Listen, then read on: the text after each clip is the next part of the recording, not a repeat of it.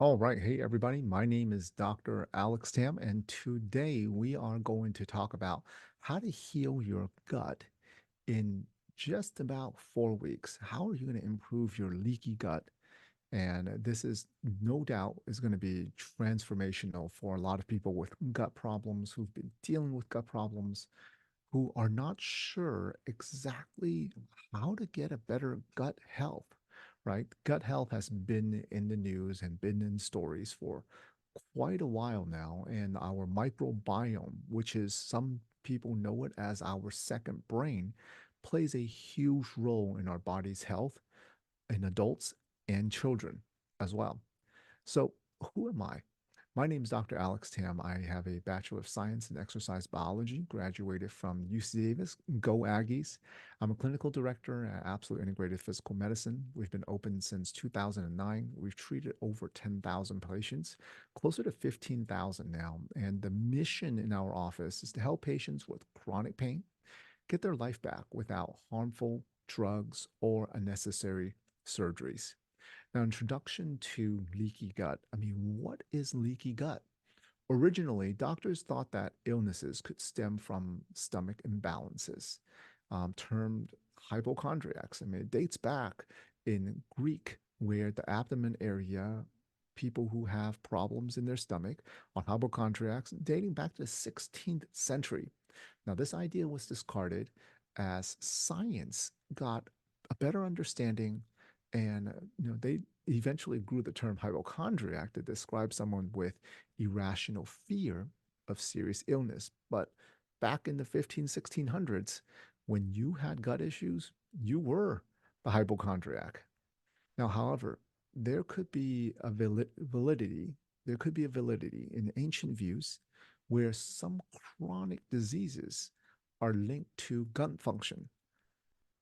And later on, I will describe to you how the gut and the brain actually works and how some of the problems that we have in our gut can eventually turn into a more of a mental, not just a physical problem, right? So, what does having a leaky gut actually mean?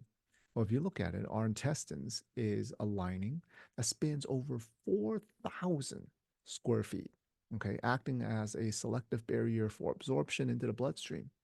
Now, when our gut lining is compromised with cracks or holes, well, your body cannot digest foods. So then foods, toxins, microbes enter the tissues, into your body, into the bloodstream.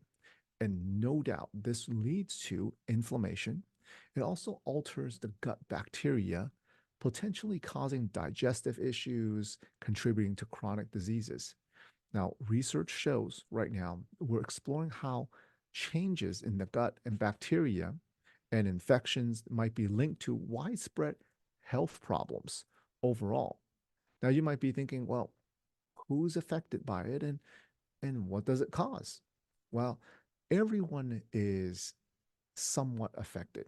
Okay. All of us have somewhat of a permeable gut, which is normal, is due to genetics and lifestyle. A slightly permeable is okay.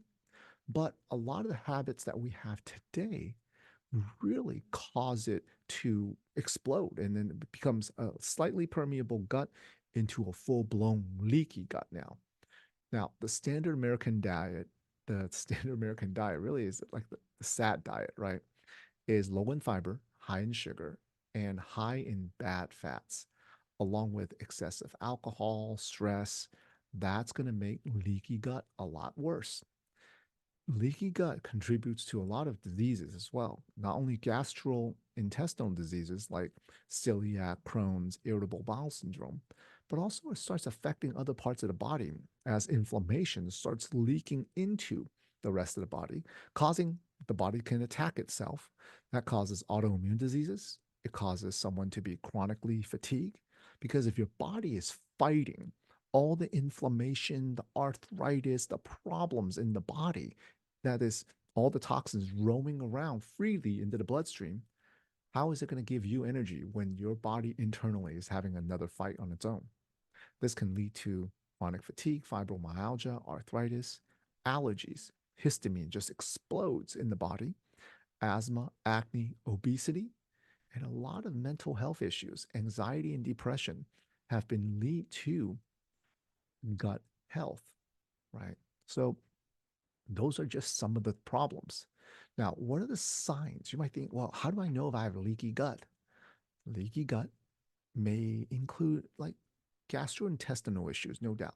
There's bloating, gas, cramping, food sensitivities, irritable bowel syndrome, right?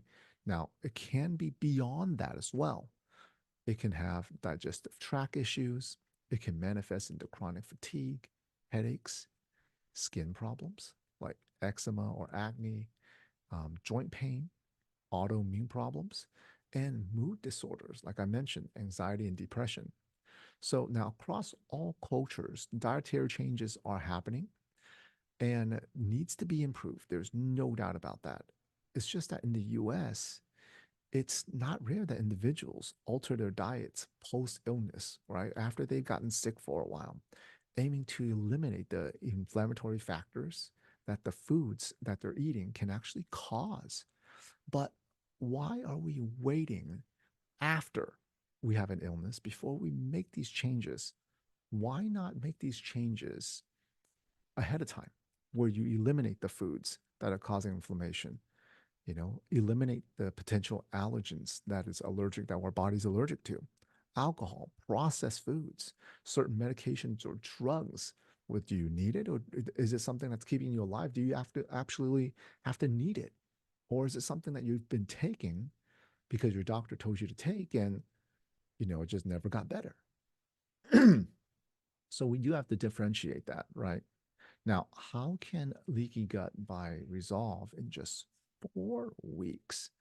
Well, study shows that our gut lining can heal within about 4 weeks by you targeting your dietary changes, your lifestyle.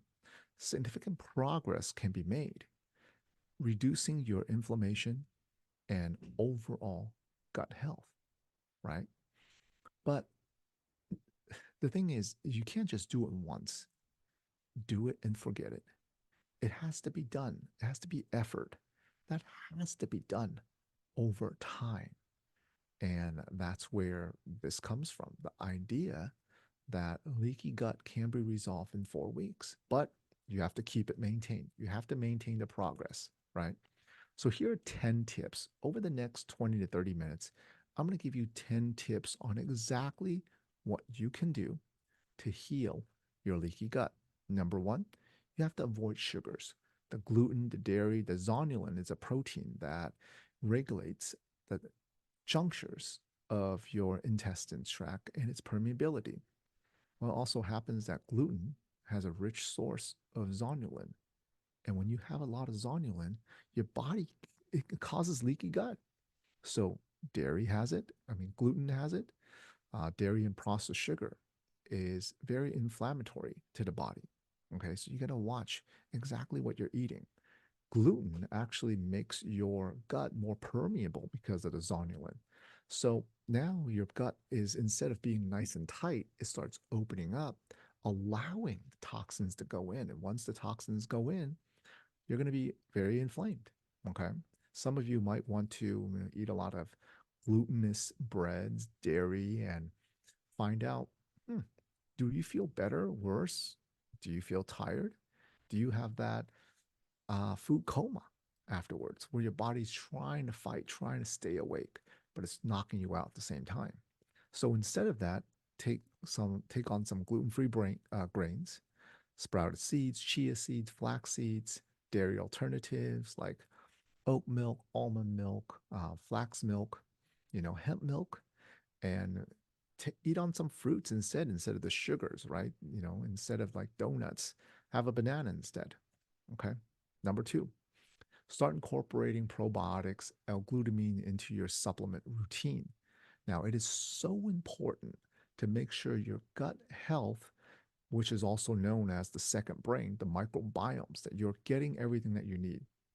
One of the supplements, probiotics, what it does is that gives you, and it really steers up the normal gut flora in the body to allow the body to have what it needs in terms of gut bacteria.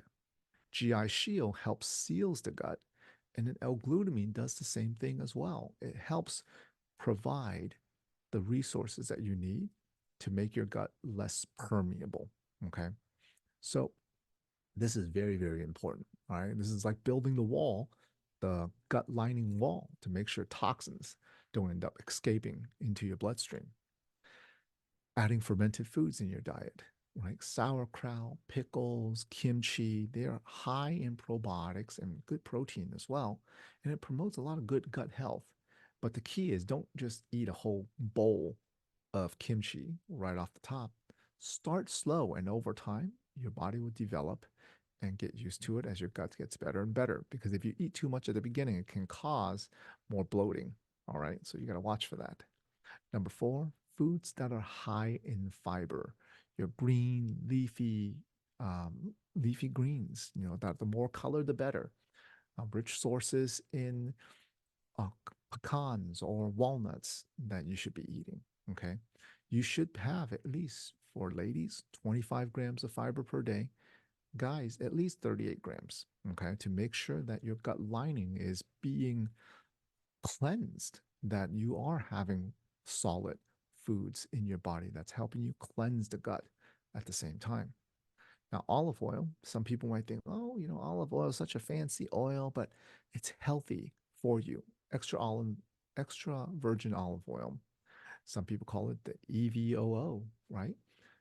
Elicits and lowers the inflammatory factors in the body, especially the ones that are high in polyphenol. I usually get olive oil that are high in polyphenol, at least in the five, six, 700s, to make sure that you have the best anti-inflammatory factors. The high polyphenol olive oil can be a little bit better, but it's going to be great for you. Coffee. Now, some of you might think, well, I thought coffee dehydrates you. Yes, it can. But coffee, organic, healthy coffee, one a day, can also help your microbiome as well. It helps reduce gut permeability, boost metabolism, and coffee is known to contain monooleo-saccharides, okay, which can help stimulate the gut bacteria lining. And in order to help your body secrete the short chain fatty acids, which also helps in decreasing the permeability. So, hey, have 1 cup. It's not a bad thing. Number seven, be cautious with excessive use of antibiotics because, yes, although your doctor might prescribe antibiotics for 7 to 10 days, but at the same time, after you take the antibiotics to kill off the bad bacteria in the body, you have to replenish your body with a good bacteria, which is the probiotics. And antibiotics really kills the gut flora. It's not uncommon for people to take antibiotics and then afterwards can develop more gut lining problems, leaky gut. They can be chronic fatigue.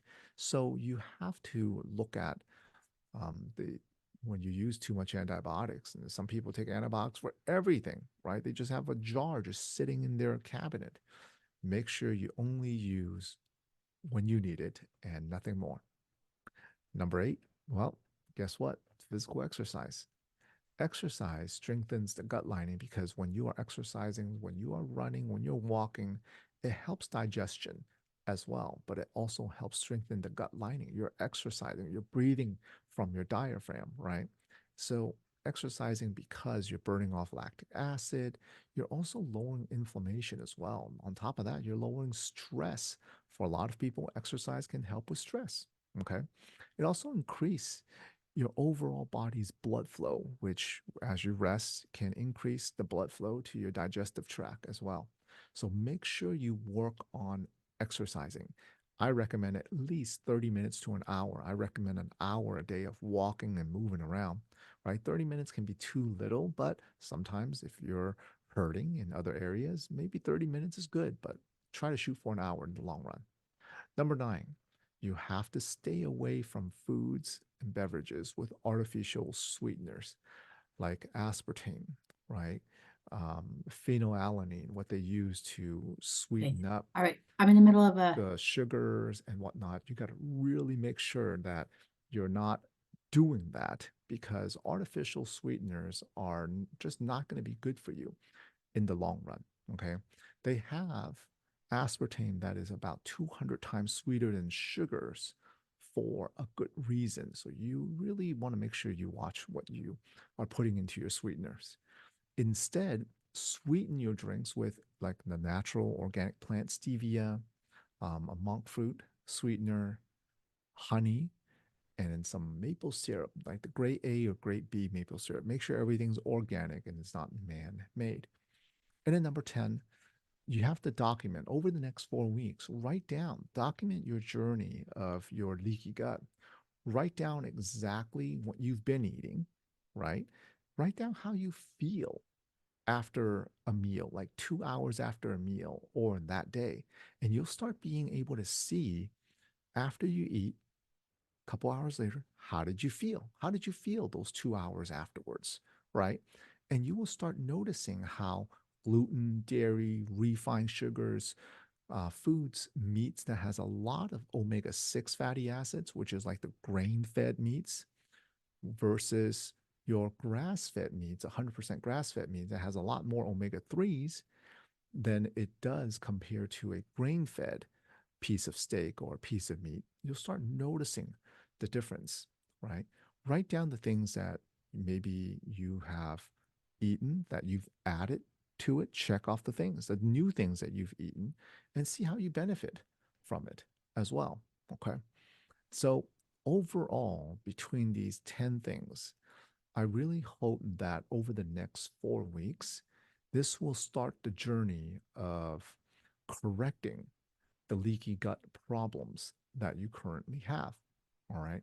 Now, those of you who are on, you'll get the PDF right away.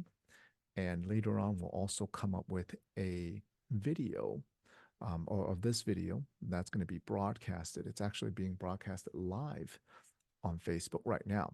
So I want to thank all of you for attending today. Those of you who are attending live online on Facebook, and those of you that are on this call right now.